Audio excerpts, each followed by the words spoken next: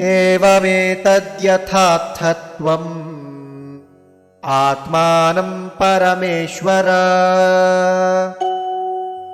द्रष्टुमिच्छामि ते रूपम् ऐश्वरं पुरुषोत्तम।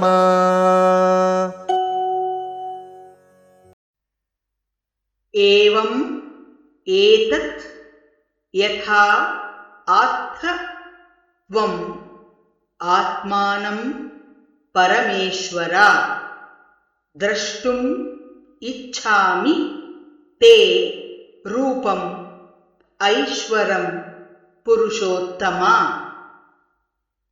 एवमेतद्यथार्थत्वम् आत्मानं परमेश्वर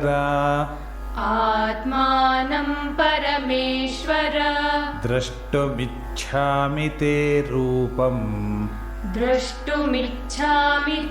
रूपम् ऐश्वरं पुरुषोत्तम।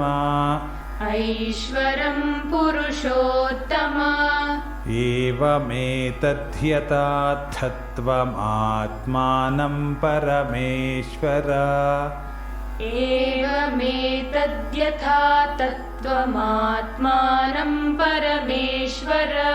द्रष्टुमिच्छामि ते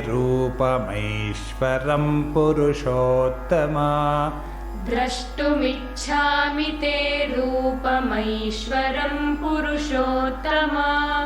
एवमेतद्यथार्थत्वम् आत्मानं परमेश्वर द्रष्टुमिच्छामि ते रूपमैश्वरं पुरुषोत्तम।